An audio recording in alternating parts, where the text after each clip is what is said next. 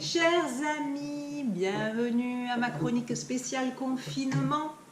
Nous voici partis sur une deuxième quinzaine. Eh ben oui. J'ai voulu intituler... Je vais me présenter d'abord pour ceux qui ne me connaissent pas. Je suis Nawel Ben Mayedine, psychopraticienne en gestalt thérapie. La gestalt, pour faire court, c'est l'art, comme disent certains, du contact et de la relation. Pour moi, c'est l'art aussi de faire du nouveau, de mettre du nouveau dans ma vie et donc de gagner en liberté un petit peu plus. J'anime aussi des ateliers, des stages de développement personnel par l'improvisation théâtrale puisque je suis aussi comédienne. Alors, cette nouvelle chronique du 30 mars 2020, j'ai eu envie, j'ai été inspirée et je l'ai intitulée « Dites-moi que je ne rêve pas ». Dites-moi que je ne rêve pas.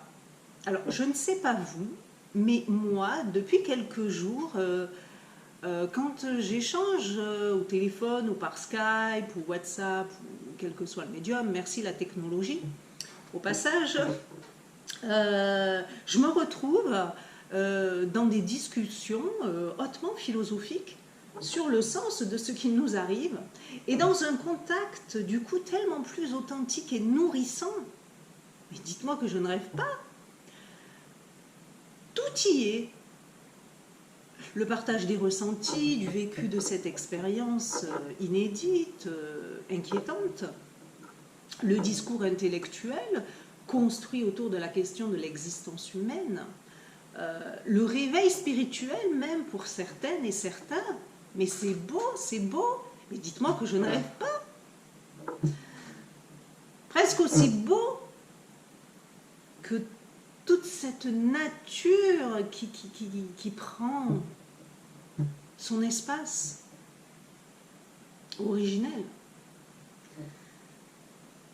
Avec une proche qui s'inquiète des retombées économiques en 2020, nous cheminons petit à petit vers le constat que nos sociétés ont tellement mis l'économique au premier plan que même si on avait un pur humaniste comme président, mais il ne pourrait pas agir seulement guidé par ces belles valeurs humanistes, tant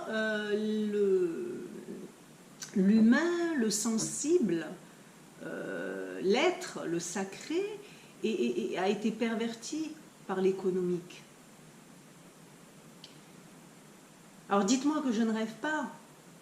Parce que quand mon ami me parle de demain, en 2021, je ne sais pas où on sera, qui on sera d'ailleurs, je souhaite vraiment du fond du cœur, au plus près de nos êtres, de nos besoins profonds, transformés en tout cas, élevés. Mais demain, moi, je ne sais plus vraiment comment y penser. Ce que je sais, c'est qu'aujourd'hui, m'apprend à plus penser aux autres qu'à moi. Bien sûr, je parle évidemment de ce moi essentiellement narcissique qui a été encouragé dans nos sociétés individualistes.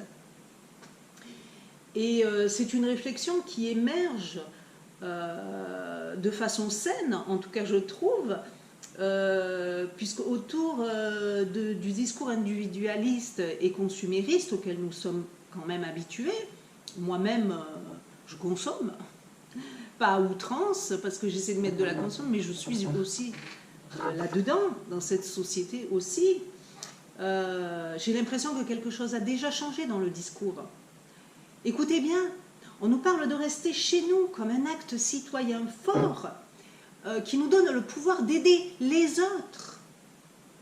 On nous parle de protéger nos semblables, ceux qui sont plus fragiles, en restant chez nous. Et c'est comme si on nous laissait enfin voir que nous sommes ensemble et que nous sommes dépendants les uns des autres, au sens écologique du terme. Dites-moi que je ne rêve pas. Avec une autre amie, on évoque toutes ces professions essentielles, utiles à la vie, toutes ces professions loin du vedettariat et des millions, si vous voyez ce que je veux dire. Ces professions dont on a tant besoin et que l'on reconnaît enfin à leur juste valeur. Alors évidemment, vous me voyez venir, je parle de tous nos soignants.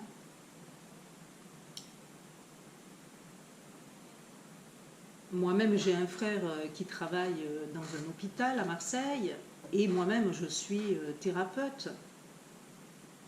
On nous parle de ces travailleurs agricoles, de ces gens qui nous permettent de manger, de nous nourrir, des gens qui travaillent la terre. On nous parle des éboueurs, de ces gens qui s'occupent de nos déchets, de notre merde. On nous parle des profs, de leur engagement. Alors, on en parle de façon valorisante. Et moi, ça me touche profondément. Ça me touche profondément qu'on les reconnaisse, qu'on leur donne la reconnaissance qu'ils méritent. Vraiment.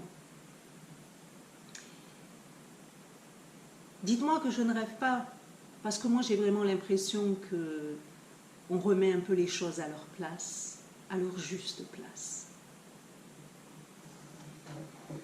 Une autre personne avec qui je discute, au téléphone, évidemment, se réjouit de ne plus consommer. Je ne consomme plus. Ou peu. En tout cas, on consomme l'essentiel dont on a besoin pour vivre. On est moins sous la pression de faire aussi. Vous savez, ce faire qui nous parle d'être toujours plus ambitieux, de se sentir toujours plus utile, d'aller toujours plus vite, plus loin, plus fort. Je vous parle de ce faire toxique pour nos relations humaines qui passe son temps à nous comparer les uns aux autres. Alors de vous à moi, les amis, avec ce ralentissement général, j'ai l'impression que l'occasion nous est quand même offerte de ne plus être vraiment dans l'avoir uniquement, dans le faire uniquement, mais enfin de s'autoriser à être. Et moi, ça m'amène à me poser la question, alors au fond, maintenant que nous avons vraiment l'opportunité planétaire, par ce confinement et ce virus, d'être ce que nous sommes, des êtres humains, on peut se poser la question, mais au fond, de quoi avons-nous besoin vraiment? Les sages nous le disent depuis des millénaires. J'entendais encore Pierre Rabhi en parler. Nous sommes des êtres humains qui avons besoin d'amour et de poésie. Moi, ça me donne des frissons, ça me donne envie d'aimer. Quand j'entends ça et ça me rassure, ça m'apaise, il y a quelque chose qui se détend. Amour et poésie. Et rêve aussi. Nous avons besoin de rêver. Alors oui, moi j'ai l'espoir que l'on se retrouve tous ensemble sur des discussions philosophiques, sur le sens du sacré. Et qu'on le retrouve, ce sens du sacré, en retrouvant le goût de la vraie vie. Merci.